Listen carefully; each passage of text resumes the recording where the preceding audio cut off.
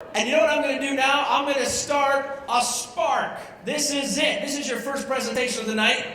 I like to get it going by explaining what exactly Ignite is and how it works, and also why it's important to humankind.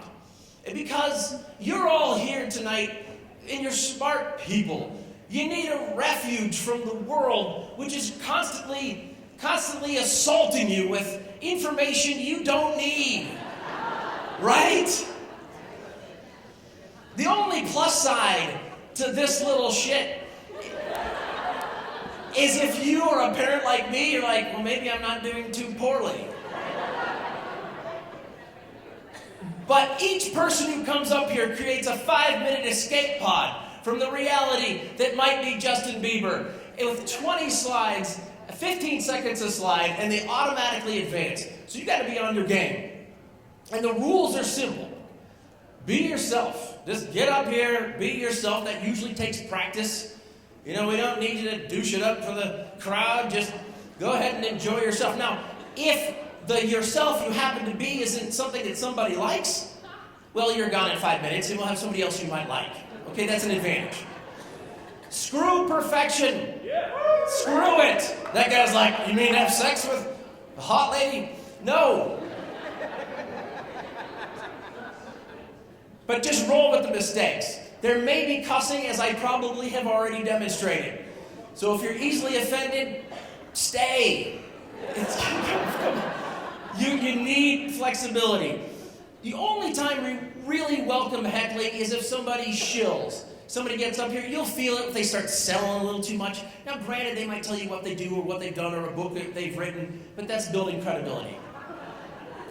But some people ask for heckling. You'll know Rick Ramos when you see him. But be kind.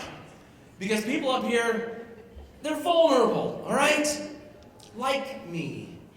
And this is where I move into my scintillating example of what an Ignite spark can be. I'm going to share a story via these slides. Some people, to find themselves, they go to Africa for 2 years. I just had to go to Canada for about 58 seconds. That's what it took for me to go down the 1-mile track in Whistler doing bobsled. Now, this is the New Zealand bobsled team here. And this is me in the I apologize for the photo quality, but that's what a screen looks like. Just a blur. But I'm the kind of guy, I say yes to things before I fully research what I'm saying yes. And this is Tim. He's the manager of the New Zealand bobsled team. And he's like the really nice guy outside the creepy van who gets you in with candy. And I was like, yeah, that'll be great. And then you get molested by the reality. Now, it's not like you want to fall out of the sled, but here's the truth. This is true. If you fall out of the sled, your underwear could melt to your body. That's crazy, which makes this rule completely counterintuitive. If my spandex is going to singe my scroty, I want to be drinking. I want to be drunk.